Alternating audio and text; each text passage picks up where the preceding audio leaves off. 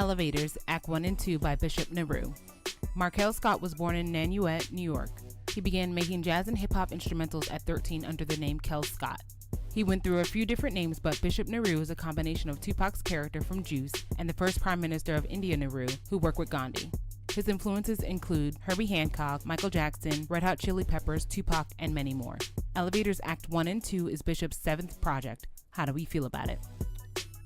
Bishop Nehru, man. Did it impress you? Somewhat. You know, starting off with the first act, Ascension. Drifting, I really wasn't feeling that much. But when it went to No Idea, I was like, yo, okay, this is dope.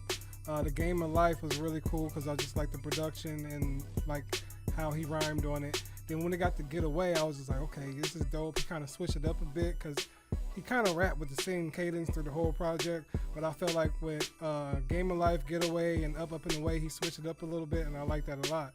Up and Away, by the way, it was like one of my favorite tracks on here. When they got the tasers, it was cool. It wasn't really nothing much that stood out for me. Like, I like his lyricism and his wordplay, but just as a song, as a whole, it didn't really stand out. Again and again, it started off cool, but just the production behind it just got really, really crazy. And you told me the second half was done by MF Doom, so I understand why now. Potassium is real dope to me. I really love that track. It's really, really dope. Roller Coasting, it was cool. It's just I really wasn't feeling it that much.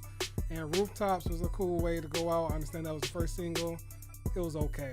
But my standouts for the whole project was No Idea, Game of Life, Get Away, Up and Away, and Potassium.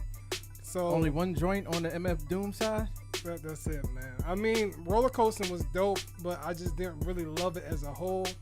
I'm not really a fan of the over extra production because it seemed like he was fighting production. And, you know, you're trying to, like, understand him and what he's talking about. But as me, I really love production. I really love listening to beats and everything like that. I think if it was just the beats by itself, I might like it better.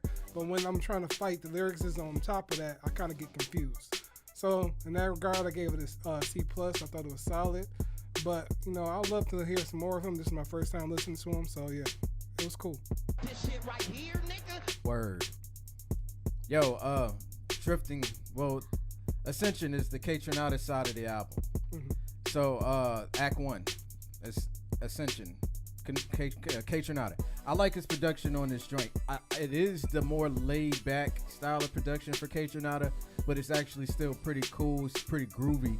I guess you could use that word. Yeah. Drifting came on. I wasn't a huge fan of the tone of the beat because I'm just a really big fan of setting the tone on an album when you started out. And when I say that, I think, you know, Meek's intro. Everybody knows Meek's intro.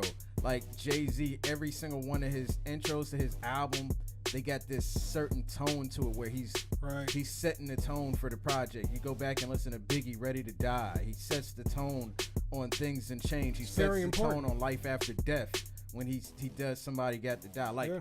Like you said, it sets the tone for the whole project. You have to nail the opening track and the follow-up track. You slow down on the third track. Listen to Drake all weekend. That's what he does. He nails the first song, slows it down for the second song, and then the third song is usually his slowed down single. Genius. But Drifting, the tone was slow. I do like the lyricism because it's what actually got me the idea, like, hey man, maybe we should review this because he killed it. No Ideas came up, and I'm not a huge fan of the hook. It's not a bad hook, but it's not an overly great hook, but he did kill this joint. The Game of Life is another song. Didn't care for the hook. Matter of fact, I didn't care for hooks until Up and Away. Get Away, I like that joint a lot, but I didn't care for the hook. Up and Away with Lion Babe, they killed that joint. I love the vibe on it. I like the somewhat small change up they kind of did towards the end, but it was actually really dope. Free Fallin' is MF Doom side of the album. Kill me if you're an MF Doom fan. I think his production is boring. Oh my fucking goodness. I went back and I tried to listen to their joint project. Straight snoozer.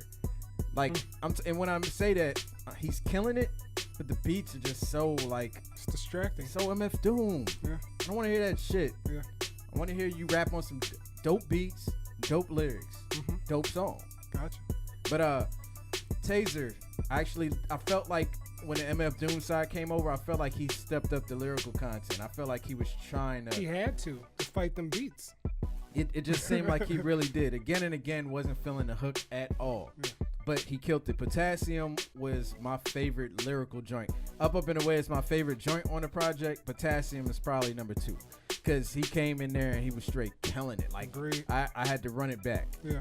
You know, my rewind button got mad dust on it. So it felt good to actually rewind something.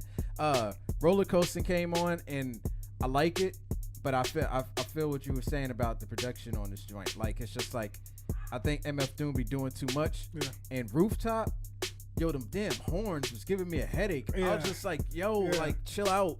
Like you said, it sounded like it would sound good if it was just instrumental and everything. But it was real boom bap style on it. Right. And I like boom bap hip hop, but at the same time, I felt like this was too boom bap. It has to have a right balance, and this one didn't have it. Yeah, exactly, man. But the project overall, lyrically, is really good. The production, you got half good production, half you make your own decision on it. Right. Yo! Fucking record, man. Go sit your ass down, man. Go play with the fucking dog. I don't care. Don't play with the dog. You're over here, he's over here. Go where he's not. God damn, man.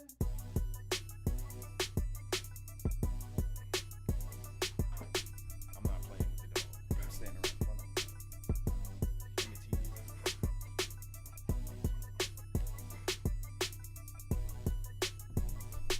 You were finishing up, so just. I didn't even say it great, did I? No, yeah, you were about to. You were finishing up.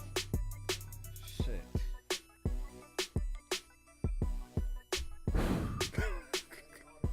Woosah. You were talking about the production, and you were finishing up.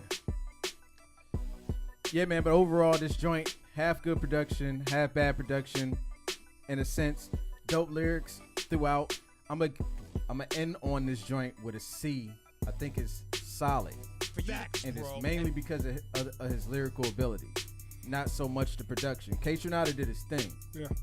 But MF Doom, on the other hand, I'm sorry, Doomheads. You know they go come for us in the comments. I'm not a fan of his production. We don't know what we talking about, man. What? MF Doom, the truth. The comments gonna be like, he said MF Doom was whack. He don't know shit. He's an idiot. They're not even gonna get to this part. Because right when we start talking about MF Doom, they go cut us off. MF Doom's production. Yeah. You know what I'm saying? It's like, I don't know, man. Straight sheep. Hey. Like when I say sheep, not saying you're sheep. I'm just saying, like, you know, you're supposed to think of sheep when you fall asleep. Whatever, man.